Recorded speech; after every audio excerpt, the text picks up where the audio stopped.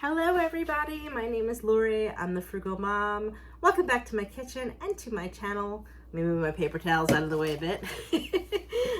So, I'm not sure if you guys have been watching. Candance Brewer and I are doing a collaboration this month, Everyday Beans, or Beans Every Day. And this collab is going to be featuring recipes, very easy for the most part, using beans. Some of them will be as an ingredient, some of them will be as a main course, and this is one using beans as an ingredient. As you know, beans are a nutritional powerhouse. They are full of protein and vitamins and minerals, lots of fiber, and they are a great replacement, or I'm trying to think, an extender of your meat. So I'm going to be making a delicious taco casserole today. Very easy, very economical. Most of what I'm going to be using I got from the food pantry, so that's a plus. But even if I didn't, it would still be very economical. You can also substitute ground chicken or ground turkey if you like. I'm going to use ground beef. So to get into the ingredients, we're going to use 1 pound of lean ground beef. I would stick with no fattier than an 80-20, and we're going to drain out the fat if there is any. 1 large onion chopped. 1 package of taco seasoning, anything that you've got, and if you have your own mix, feel free to use that. This is, let's say, this is an ounce container, so just use about 1 ounce of your taco seasoning. 1 can of light kidney beans, and of course that's Obi talking, because he always talks when he knows I'm cooking, and he heard the can, so he thinks it's Frisky's time. So you can use any beans that you have. Any beans will do and will be perfectly delicious. And if I didn't mention it, you want to rinse them, because Obi kind of got me off my trend, right, of thought. I'm gonna use 2 cans of Rotel, any kind that you like. I like mild and I like fire roasted, so that's what we're gonna go with. You can even use your store brand. If you don't have Rotel, feel free to use any diced tomato that you have and just add spice as you see necessary. And then we're going to use about 2 cups of crushed tortilla chips. Now you can use any brand tortilla chips. If you're low carb, you can use some low carb tortillas, and you can, make your own, fry them up in your frying pan and use those. After you let them cool, they will crinkle up quite fine for you. I'm trying to think what else. Oh yeah, 2 cups of shredded cheddar cheese. You could also use a Monterey Jack blend if you like. And 2 cups of any kind of sour cream that you like. You can use non-dairy, you can use low fat, anything that you like. Some additions to this could be scallions chopped over top, or some black olives. Feel free to experiment. Remember, with cooking, the sky is the limit. Now, before I start cooking, if this is content that you like, please feel free to hit that subscribe button. I would love to have you as part of our community. My content focuses mostly on frugal living in all its aspects. Frugal cooking, food pantry blessings, frugal shopping, let's say all things midlife for us women, all things being a mom, dealing with chronic illnesses with grace, and overall just living an abundant lifestyle on a low income. And also remember to check out my good friend Candance Brewer's channel, where you'll find more bean everyday recipes. And we also did another collaboration back in December, and we did one in October as well, which featured crock pot recipes, which a lot of good ideas came from that series. So without further ado, I'm going to get to cooking. I am going to thaw this because I forgot to take it out of the freezer last night.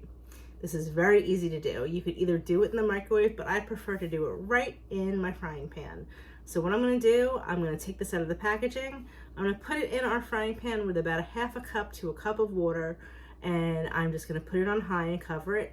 Every couple of minutes, I will flip this brick of ground beef, and I will kind of like break off what's cooked, and I will make it smaller, kind of like mash it into bits with my meat masher. and that'll take about 15 minutes. While that's doing its thing, I'm going to chop up my onion, and once there's no more water in the pan and I've drained out the fat, I am going to add my onion to the meat and get it cooked up a little bit. I'm going to go work on that. I'll be right back.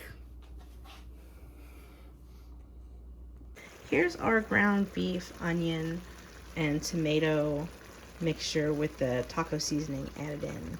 So it took a little bit less time actually. It took about 10 minutes for me to defrost it. Like I said, I just did it in little increments and I broke it up. And then I added our 2 cans of Rotel, and I left the juices in because you do need some liquid for your taco seasoning. And I threw the chopped onion in there, and then you guys know me, I decided that I needed to add some garlic to kick it up a little bit, and just a little bit of garlic powder. You guys don't have to do that, but you know I love my garlic, so that's what I did there. And then here is a 9x13 baking dish that I sprayed with avocado oil. You can use whatever you've got to grease this. You could even use regular oil, you know, canola oil, olive oil, butter, margarine, Pam, whatever you want, as long as it's lubricated. And I did a little bit more than 2 cups. It's probably 2.5 cups because I just wanted to make sure it was covered thoroughly. So I'm just going to let the taco mixture cook until the onions are a little bit soft. And I'm going to rinse my beans, and then I will be right back. This is our ground beef mixture after it's been cooking down for about 10 minutes. About half the liquid has dissipated. Now I'm going to throw in our kidney beans and just heat them through. And then I'm going to layer them over our crushed chips. And you don't want to cook the beans in the mixture for too long because then they'll start to split open. And remember, you are going to bake this in your oven at 350 for about a half hour. If you don't have canned beans and you've got some prepped dry beans, you can use those. Like I always say, just use what you have. Dry beans tend to be more economical. I keep both on hand. You know, just sometimes when you need to throw together a quick meal and you don't have those dry beans prepped, a canned bean is the perfect way to go. So this is what it looks like after the beans have been added and they are heated through. If you wanted to stretch this even further and make a bigger meal out of it, you could always add 2 cans of beans. You could do 2 different beans, 2 of the same, you know, or use, you know, whatever dry beans, like I said, that you have prepped, if you've got any prepped. If you want to, you know, like really plan ahead, you could just prep your beans at the beginning of the week and use them in different meals. So that's what 1 can looks like. I'm just going to keep it at 1 can because, you know, there's only 3 of us this week eating on this, and I don't want it to last forever. So, and it probably wouldn't freeze very well.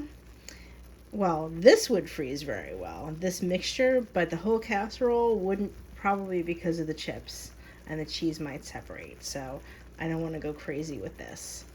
But it wouldn't be a bad idea just to prep this part of it. So I am going to layer this over my chips and I'll show you what that looks like.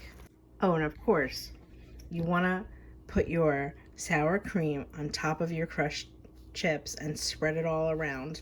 Then we're going to add our meat mixture.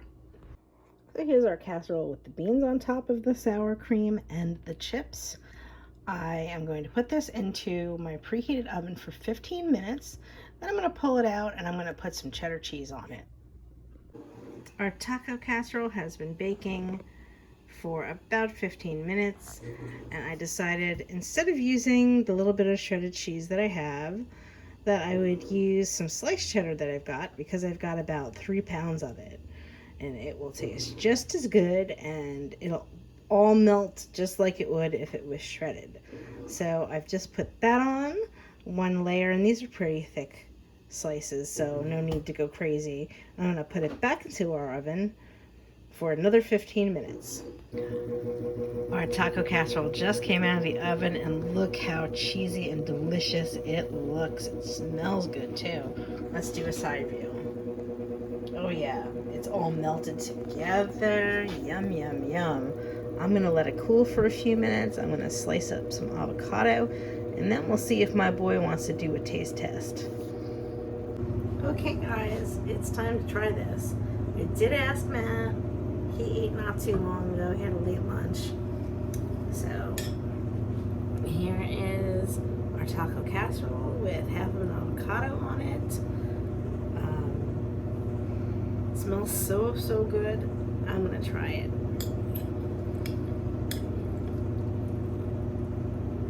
All right, let's get a little bit of avocado in there.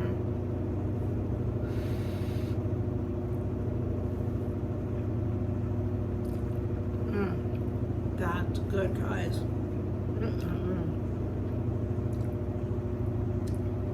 Now you can also add some rice to this as well if you wanted to stretch it even further. Like I said, you can add more than 1 can of beans, but I'm trying to keep it relatively low carb since I did use the chips and I want to be able to eat it. So just some thoughts there, and like I said, you could add other things to it if you wanted to.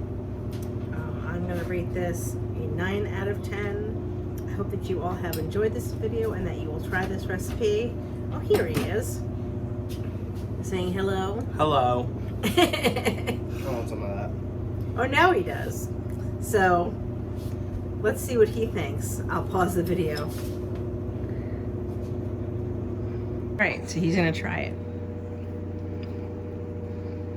Cheers to goodness. Cheers.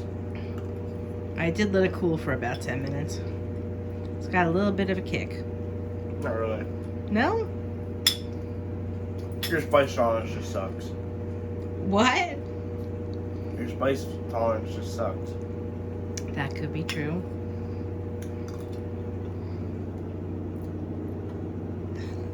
Daisy wants some. You don't want any of this, girl. I give it like an 8.5. Yeah, that's good? Yeah. Well, that's a good score. I'm glad that you're enjoying it. So what do we want everybody to do? I don't know. Like, share, and subscribe, please, and help our community grow. And we're sending... One from New Jersey. That's right. We'll see you guys next time. Follow my Instagram. Put that in. I did on the last video. Okay. Bye, everybody.